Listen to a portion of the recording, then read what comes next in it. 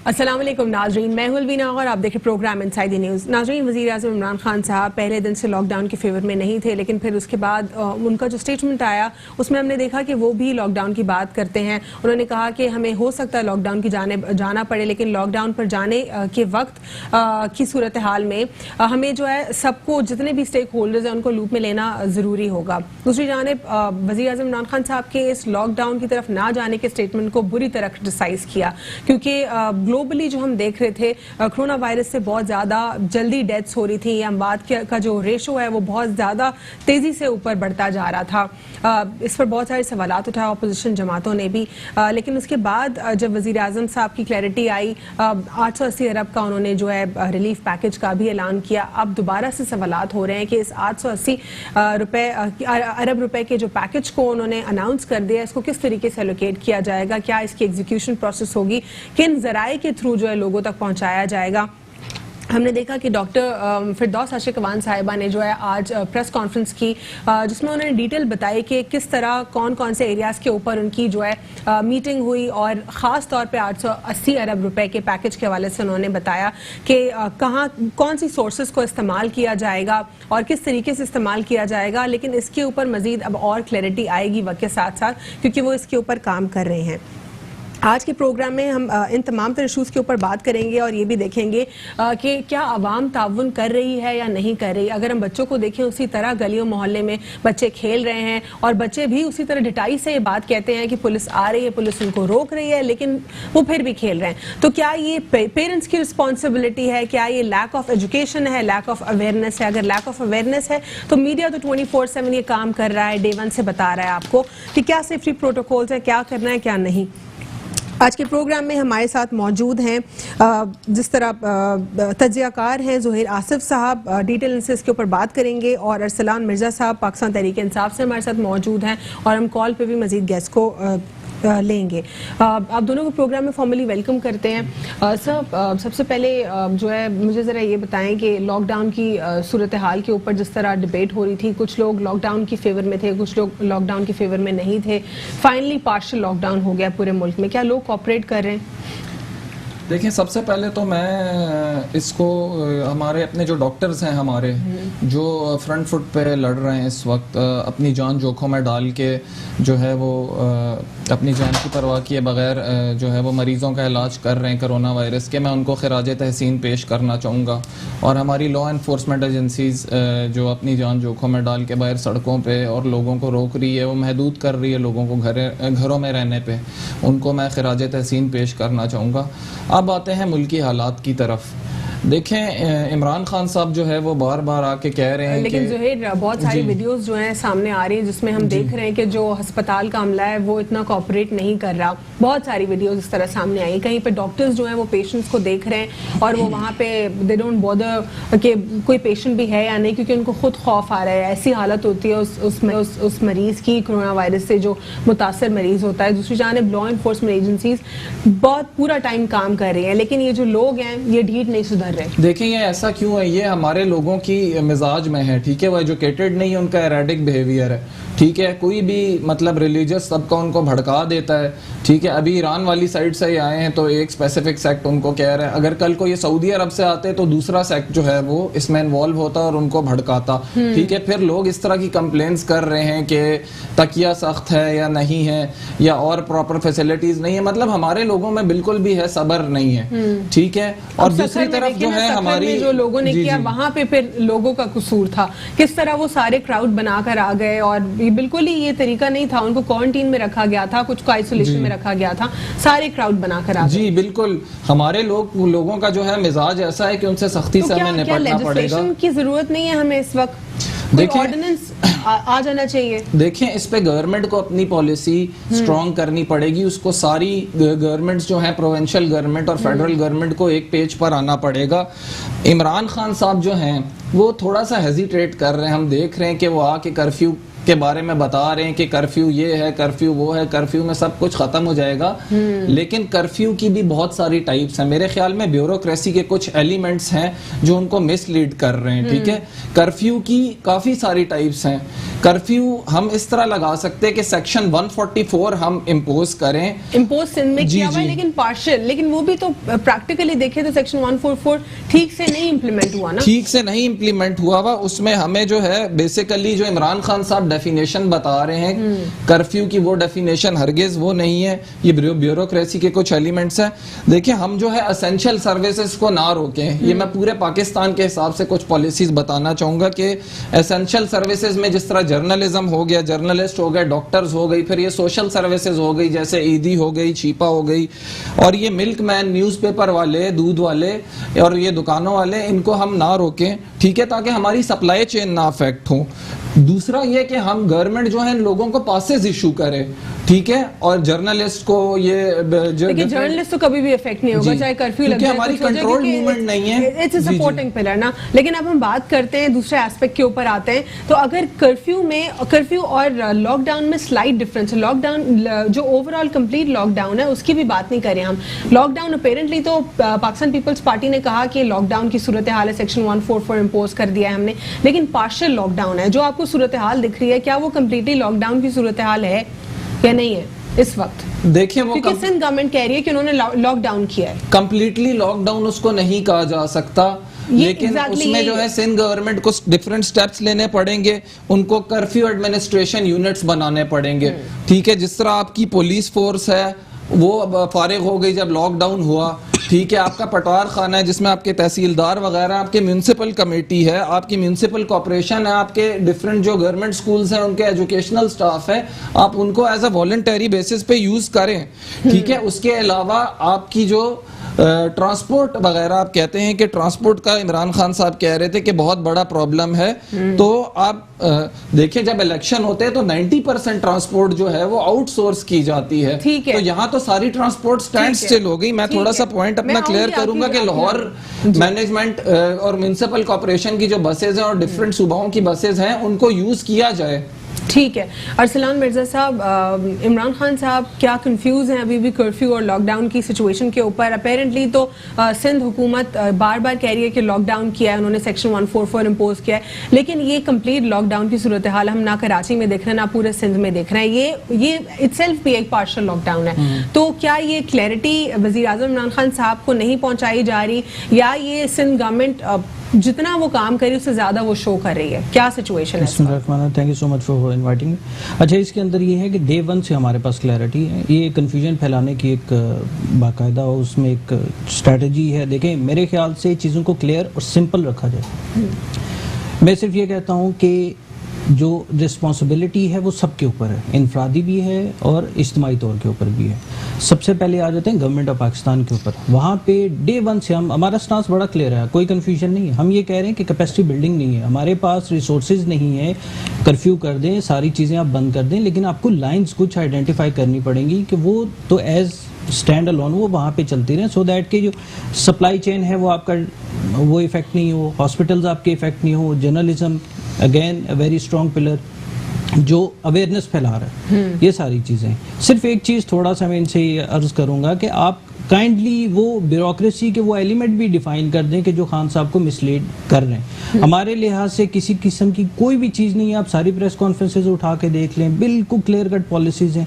18 amendment के बाद सूबाई खुद मुख्तारी के तहत सारे सूबे अपने जो भी मेजर्स हैं वो ले रहे हैं, उसके ऊपर ही है। लेकिन गवर्नमेंट ऑफ पाकिस्तान सिर्फ एक चीज़ कह रही है, आप कंप्लीट लॉकडाउन की तरफ जाएंगे तो सप्लाई लाइन आपकी इफेक्ट होगी। लेकिन कंप्लीट लॉकडाउन हो सकता है क्या? सिंध को देख लेते हैं, सिंध में कहा जा रहा है प्रैक्टिकली लॉकडाउन है, क्या ये कंप्लीट प्रॉपर लॉकडाउन है या नहीं? नहीं, अभी ऐसा सच नहीं है, क्योंकि मैं भी देख रहा हूँ, हमारे भी कुछ शोज वगैरह के हवाले से मेरा भी घर से निकलना हो रहा है। उसके ऊपर ये है कि आप कंप्लीट लॉकडाउन की तरफ जा नहीं सकते, क्योंकि आपकी सप्लाई लाइन आप बहुत ज्यादा इफेक्ट है आपके हॉस्पिटल्स का इंफ्रास्ट्रक्चर का इशू है, आपके पास जो सप्लाई लाइन जो मेडिकल की है। लेकिन सिंध हुकूमत की जानिब से तो ये कहा जा रहा है कि ये कंप्लीट लॉकडाउन लगा हुआ है। देखें, उसके ऊपर ये है कि हम सपोर्ट करते हैं सिंध गवर्नमेंट को भी, उन्होंने ट्राई अपना पूरा किया है, लेकिन हमारे एंड से इनफरादी, मैं आपको अगेन वो कह रहा हूँ, देखिए इसके अंदर दोनों सोच आएगी ना, इसके अंदर इज्तिमाई भी है, इनफरादी तौर पर हर आदमी को अपना उसके अंदर कंट्रीब्यूशन देना है।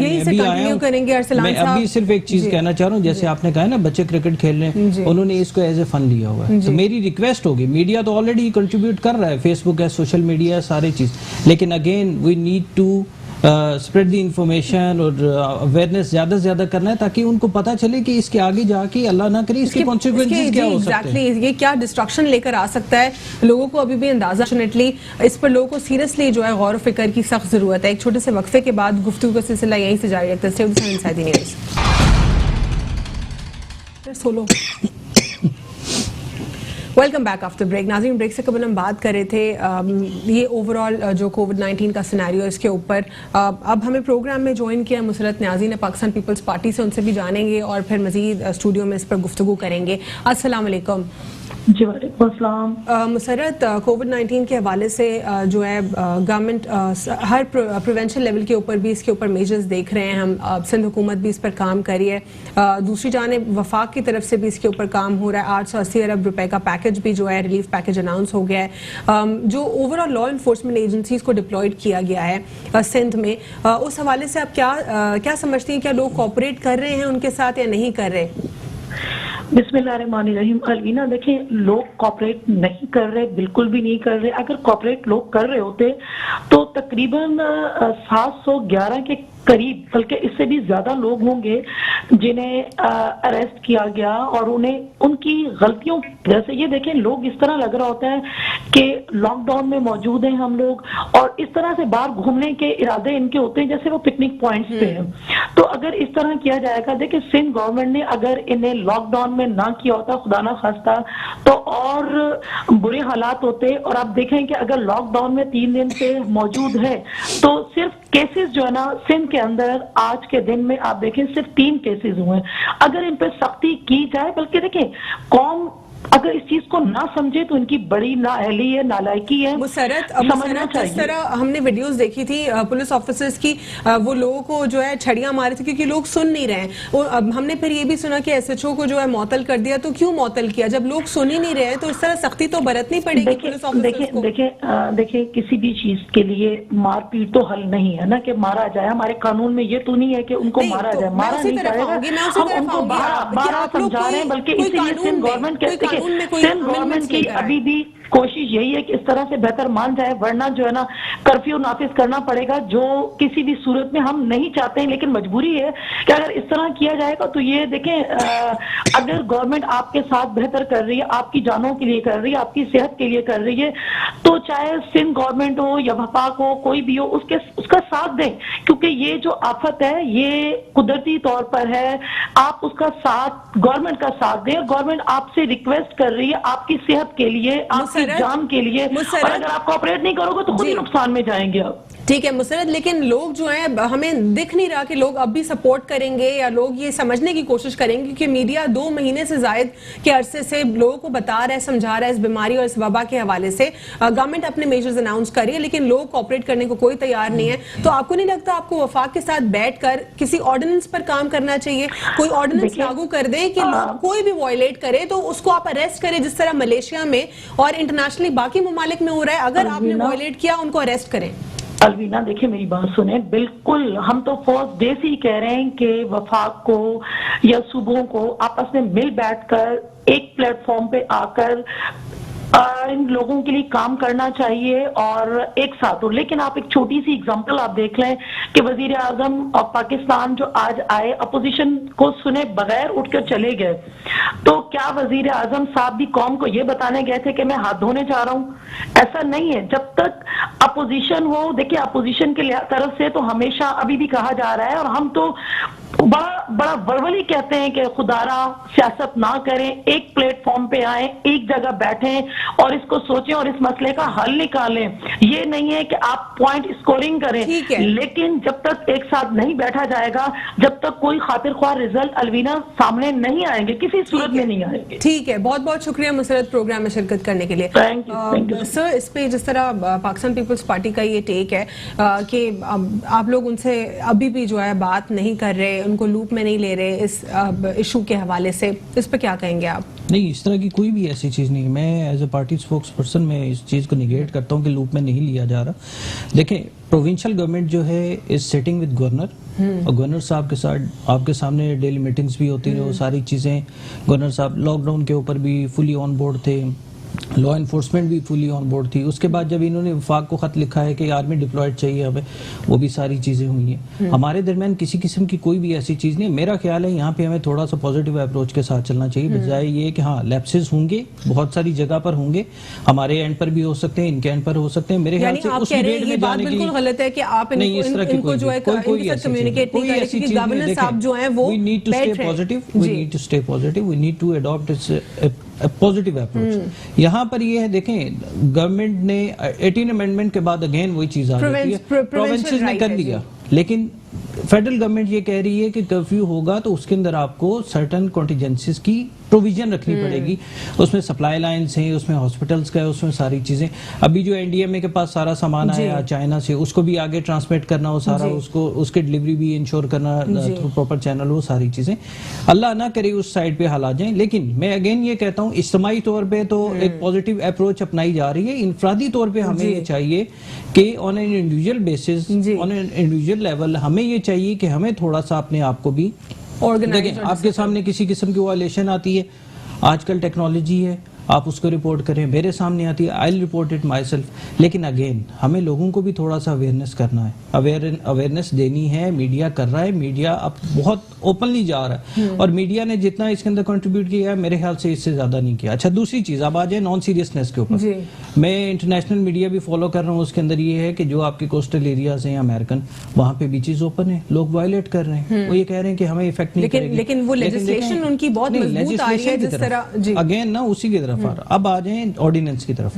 देखें, कोई भी ऐसी चीज जब हालात अल्लाह ना करे उस नहज के ऊपर जाएं, हमें अपनी सप्लाई लाइंस, हमें अपनी जो वीकनेसेस हैं उनसे we need to get rid of it. उसके बाद ये है कि हम डेफिनेटली उसकी तरफ जाएंगे। देखें, आपके पास सारी अपनी वीकनेसेस आपकी नहीं है, आप अपने आप को कन्फाइंड स्पेस में रख सकते हैं। खान साहब डे 1 से कह रहे हैं 25% जो है वो हमारा जो एक गुर्बत का एक लेवल है उससे भी नीचे। देखिए, हम क्वारंटीन की अगर बात करते हैं, अगर फॉर इंस्टेंस बिल्कुल इनिशियल स्टेज के ऊपर जब यूएस ने ये एक लॉ बना दिया, वो कह रहे थे कि हम लॉ की तरफ जाएंगे, अगर कोई क्वारंटीन नहीं करेगा फोर्सफुली उससे करवाएंगे, अगर नहीं करता तो फिर उसके ऊपर जो पेनल्टी होगी। अगर हम भी उसी वक्त इंस्टेंटली ऑर्डिनेंस इंट्रोड्यूस करते तो एटलीस्ट जो एक अच्छी क्लास से समझदार है, लेकिन अगेन देखें, फिर बहुत सारे तो पढ़े लिखे लोगों ने भी वायलेट किया ना, वो वायलेट नहीं करते उस वक्त। वायलेशन वही आ जाती है ना, इंफरादी तौर पे लोगों को अवेयरनेस जा रही है, वो उसको एब्जॉर्ब भी नहीं कर पा रहे। हमारा एक सोशल कल्चर ऐसा है कि लोग लॉकडाउन को फॉलो करें, अब वो भी नहीं करे क्योंकि बहुत मुश्किल। नहीं, देखें, इसके ऊपर ये है कि मैं कहता हूँ without any delay, without any compromise, without any relaxation आप लटका दें जो नहीं करता। तो मैं भी रिपोर्ट करेंगे, प्रोविंशियल गवर्नमेंट है, उसके बाद फेडरल गवर्नमेंट है, दोनों को करना चाहिए। प्रोविंशियल गवर्नमेंट अपना लेकिन ऑर्डिनेंस के लिए किसने, ऑर्डिनेंस के लिए देखें फेडरल गवर्नमेंट उसमें डेफिनेटली उसके ऊपर जब चीजें आएंगी तो डेफिनेटली उसके ऊपर जाया जाएगा। क्लैरिटी है किसी किस्म का, गो फॉर दैट नाउ, क्योंकि इससे बेहतर है, क्योंकि हम लोग बहुत ज्यादा, जिस तरह खान साहब कह रहे हैं, हम अफोर्ड नहीं कर सकते लॉकडाउन ज्यादा है, अगर हम जल्दी मेजर ले लें। और मुझे उम्मीद है कि अल्लाह ना करे उस नैज तक हालात जाए, हम उससे पहले इसको रिकवर कर लेंगे। ठीक है, लेकिन अगेन सिर्फ एक चीज नहीं जी, उम्मीद के ऊपर तो दुनिया कायम है। हम सिर्फ एक चीज ये कहते हैं कि इंफरादी तौर पर हर आदमी, आप कंट्रीब्यूट करेंगे, मैं अपने लेवल पे कंट्रीब्यूट करूंगा, ये साहब अपने लेवल पे कंट्रीब्यूट करें, यही तो इशू है इस वक्त। अगर 10 के 10 कंट्रीब्यूट करें तो ये सिनेरियो हम ना देखें। अब ऑर्डिनेंस की क्या फेवर में है, क्योंकि जिस तरह के हमारे ढीठ लोग हैं, अनफॉर्चुनेटली ये लफ्ज इस्तेमाल करते हुए अजीब सा लग रहा है, लेकिन प्रैक्टिकली यही सच्चाई है कि लोगों को बार बार बताया जा रहा है, लोग समझने को तैयार नहीं है, मजाक बनाया हुआ है लोगों ने। तो ये क्या ऑर्डिनेंस इनका हल नहीं है कि अगर ऑर्डिनेंस लगा देते हैं, लोगों को डर और खौफ होगा कि भाई हम वायलेट करेंगे, ये सजा होगी हमें। जी बिल्कुल, ऑर्डिनेंस लगना चाहिए, लेकिन थोड़ा सा मैं इस पे बैकग्राउंड पे हाईलाइट करना चाहूँगा कि जब ये चाइना के बाद इटली में गया, वहाँ से चाइना से हमने रोक लिया अपने स्टूडेंट्स को, ठीक है, वो एक अच्छा स्टेप है गवर्नमेंट का, उसको हम अप्रिशिएट करते हैं। लेकिन उसके बाद जब इटली में गया और इटली से ईरान आया, और ईरान से जब हमारे बॉर्डर्स खुले और लोग इधर आए, ठीक है, तो उनके लिए हमें पहले ही उसके लिए कहा क्वारंटाइन जाता है कि फैसिलिटीज, अगर हम उस वक्त हम वहाँ उस वक्त हम क्वारंटाइन फैसिलिटीज बना देते हैं उनके लिए, जो लोग हैं वो इसको अपना पर्सनल इशू बना लेते हैं। इसीलिए हुकूमत का ये रिबटल इस पे आता है कि इसीलिए इवन सिंध हुकूमत ने भी यही इस पे स्टांस दिया था कि फिर उनको इश्यूज होते हैं। देखिए ये जो कुछ सिंध हुकूमत ने अभी किया कि एक बहुत बड़ा एरिया लेके उसको क्वारंटाइन कर दिया और अब डिफरेंट होटल्स को भी कहा जा रहा है कि वो उसको क्वारंटाइन में कन्वर्ट करेंगे। ये चीज अगर आज हम 1-2 महीने पहले कर लेते, जब ईरान से 1-2 महीने पहले तो सिनेरियो ये था भी नहीं ना। देखिए हमें तो पहले चीज के लिए प्रिपेयर होना चाहिए। हमें देखना है कि इटली कितना अफेक्ट हुआ, चाइना कितना अफेक्ट हुआ और ईरान से पाकिस्तान में आने का खतरा है, तो हमें टाइमली, हुकूमत तो अभी तक हेजिटेट कर रही है। अब तो आपको कंप्लीट कर्फ्यू की तरफ जाना है, लॉकडाउन करना है, लेकिन सप्लाई चेन को अफेक्ट किए बगैर। लॉकडाउन भी इस ढीठ अवाम के साथ क्या पॉसिबल है कैटेगोरिकली? जब तक ऑर्डिनेंस नहीं होगा आई डोंट थिंक कि अवाम घर में बैठे। देखिए बिल्कुल अवाम का तो हमें डे 1 से पता है कि वो नहीं बैठना, इसलिए मैं कह रहा हूँ कि प्राइम मिनिस्टर जो बार बार मीडिया पे आके लोगों से रिक्वेस्ट कर रहे हैं, लोग उनकी बात नहीं मानने लगे, ठीक है, इसलिए बाय फोर्स लोगों को घरों में बिठाया जाए। चाइना ने भी यही किया कि मलेशिया भी बाय फोर्स बिठा रही है। जी चाइना ने भी ये नहीं सुधरेंगे, बाय फोर्स बिठाएं आप इनको, ये नहीं सुधरेगी ये कौम। जी बिल्कुल, इनको बाय फोर्स घर पे बिठाना चाहिए और कोई टाइमिंग्स रखने चाहिए जिस पे ये निकलें। 8 बजे का अपेरेंटली कहा गया है, बिल्कुल कर्फ्यू होगा 8 बजे के बाद। 8 बजे सुबह जो है मॉर्निंग में भी एक स्पेसिफिक टाइम पीरियड दे दिया गया है और 8 बजे के बाद रात को भी अलाउड नहीं है। लेकिन फिर वही बात आती है, वॉयलेशन में तो हमारी अवाम बिल्कुल आगे आगे हर रूल को वॉयलेट कर देंगे। जी बिल्कुल ये वायलेट करेंगे, ठीक है। इसके लिए हमारी जो हमें उधर पुलिस और म्युनिसिपल इदारे जो हैं उनको बनाना चाहिए। अच्छा, अब एक और बात यहाँ पे आती है ज़ोहिर, पुलिस हर जगह डिप्लॉयड है, traffic police, Sindh police, army, rangers, लेकिन ये जो वायलेशन वाले लोग हैं ना ये बहुत समझदार हैं। जिधर भी नाका लगा होता है, जिधर पुलिस खड़ी होती है वहां पे उनके आसपास नहीं भटकते हैं ये।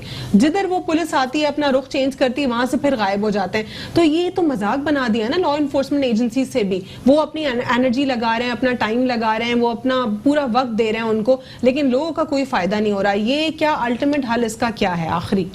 देखिए अल्टीमेट हल तो इसका ये है कि हमें सिस्टम को बेहतर करना पड़ेगा, ठीक है। हमें लोकल बॉडीज को म्युनिसिपल कमेटीज बनानी पड़ेंगी, ठीक है। हमारे जितने भी गवर्नमेंट इदारों के लोग हैं, जिस तरह मैंने कहा कि पटवारी वगैरह और तहसीलदार लोग और एजुकेशन से रिलेटेड लोग, उन सबको जो है डिफरेंट लोकल बॉडीज बनानी पड़ेंगी डिफरेंट एरियाज पे, और मस्जिदों को कम्युनिटी सेंटर्स में कन्वर्ट कर देना चाहिए। अगर हम आज से 1400 साल पहले देखें हजूर पाक सल्लल्लाहु अलैहि वसल्लम के टाइम में, तो मस्जिदें जो है वो पार्लियामेंट का रोल प्ले करती थी। वहां जहाद के लिए भी चंदा इकट्ठा किया जाता था और कोई कहत पड़ता था तो वहां के भी लिए भी चंदा इकट्ठा किया जाता था और डिसीजंस होते थे, बाकायदा नेशनल पॉलिसीज बनती थी।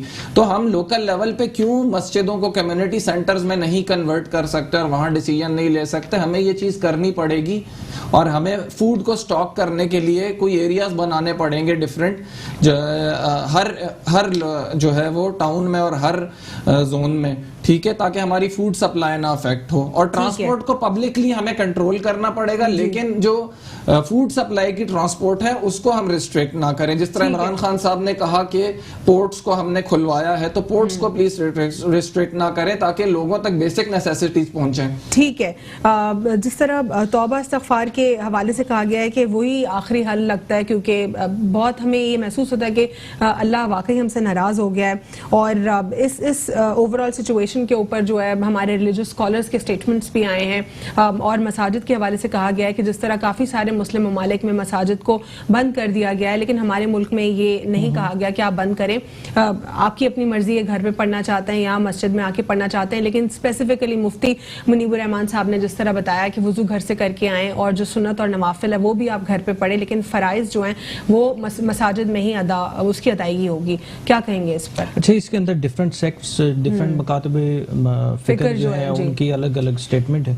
मेरे ख्याल से नमाज घर पे पढ़ना जो है वो मैं इसके ऊपर कुछ कह नहीं सकता हूँ क्योंकि it's a very sensitive topic, लेकिन अगेन इस्लाम जो है वो जबर का दीन नहीं है। बड़ी चीज़ें बिल्कुल क्लियर और बड़ी सिंपल सी हैं। आप घर पे पढ़ें, पढ़ना चाह रहे हैं कोई नहीं, लेकिन ये है कि नमाज पढ़ें। और दूसरा ये है कि तौबा इस्तगफार जाहिर है बीइंग ए प्रैक्टिसिंग मुस्लिम हमारा इस चीज़ के ऊपर बिलीफ है कि ये सारी चीज़ें बीमारी अल्लाह की तरफ से आती है और शिफा भी वहीं से आती है।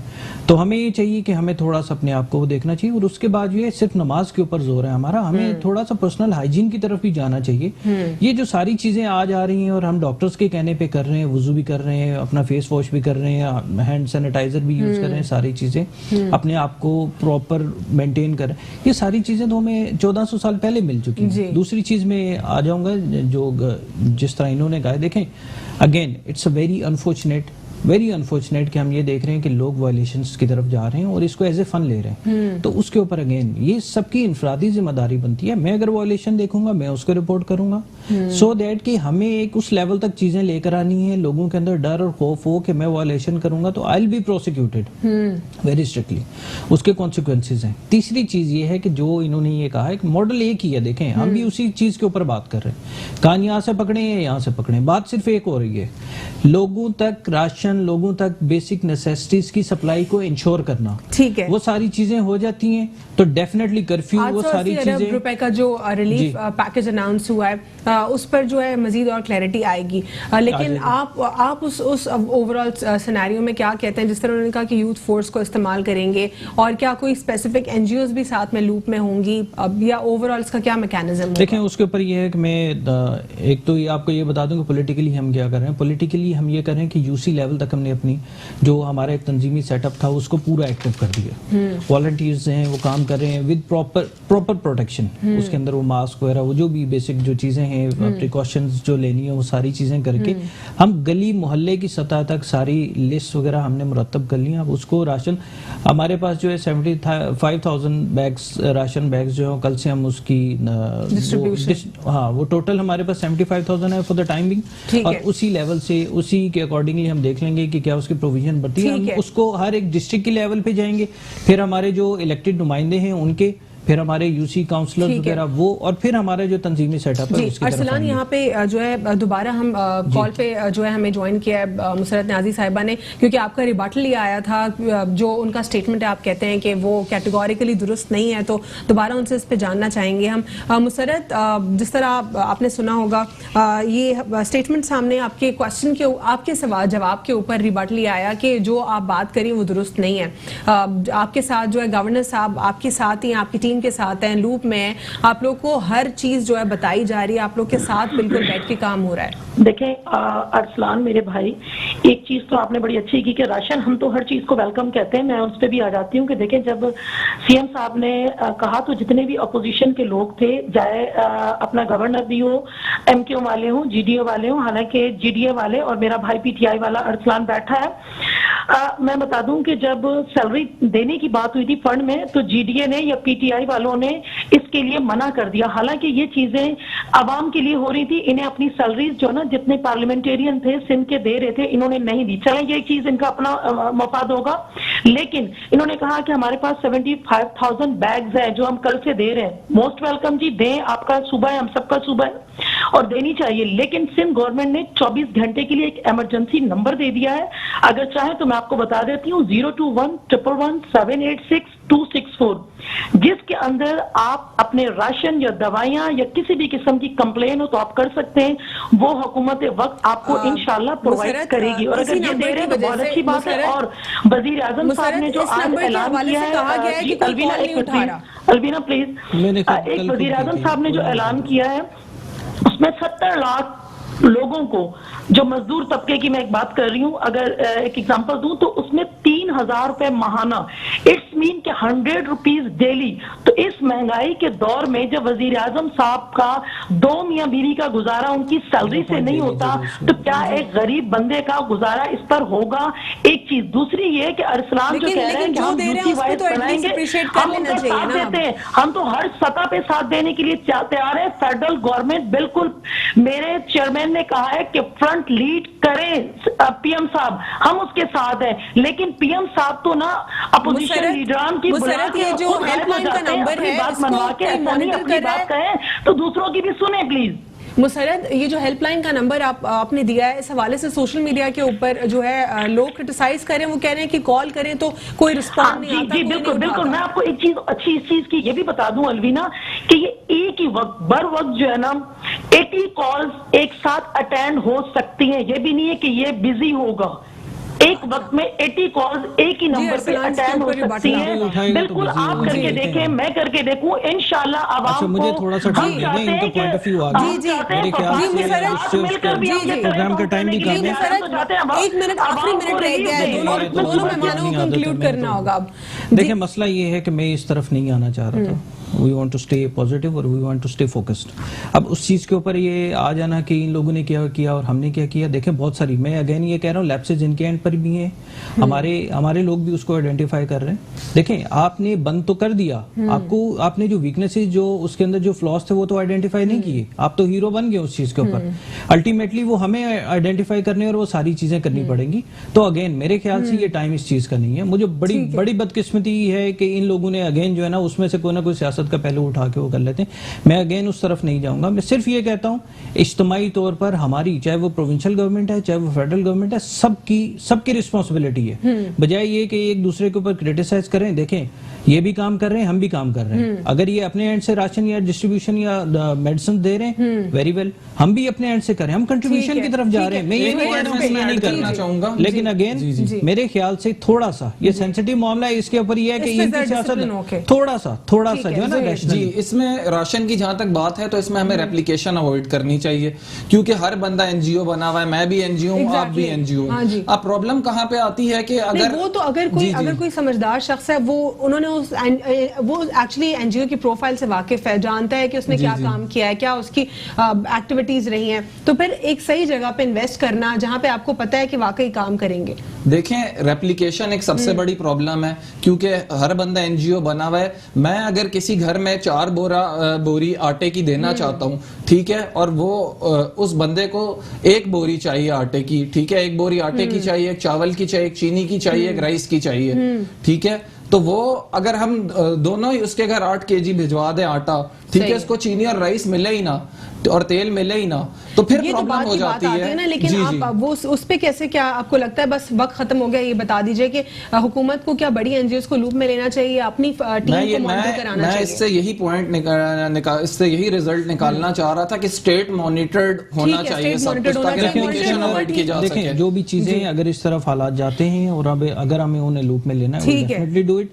लेकिन अगेन हमारी अप्रोच बड़ी सिंपल सी है, सुलझाव की तरफ जाना है, हमें उलझाव में नहीं जाना, क्योंकि हमें इस चीज से लड़ना है। बहुत बहुत शुक्रिया अरसलान मिर्जा साहब प्रोग्राम में शिरकत करने के लिए। ज़ुहैर आसिफ साहब आपको भी बहुत बहुत शुक्रिया। मुसरत न्याजी साहब आपका भी बहुत बहुत शुक्रिया। तीनों मेहमानों को प्रोग्राम में खुशामदीद कहते हैं, उन्होंने ज्वाइन किया, इस इशू के ऊपर बात की। 880 अरब रुपए का रिलीफ पैकेज जो अनाउंस किया गया वज़ीर आज़म इमरान खान साहब की जानिब से, उसकी फर्दर और क्लैरिटी हो जाएगी हमें कि कौन से मीडियम्स को इस्तेमाल किया जाएगा, कौन से टूल्स इसमें इस्तेमाल होंगे और किस तरीक़ाकार से जो है लोगों तक पहुंचाया जाएगा। उम्मीद करते हैं कि जो डिजर्विंग लोग हैं वहां पहुंचेगा और इसमें सब जो है स्टेक होल्डर्स की तरह किरदार अदा करेंगे। ऑपोजिशन जमातें भी इसमें जो हुकूमत का साथ देंगी। आज के लिए इतना ही। अल्लाह हाफिज। God bless you all.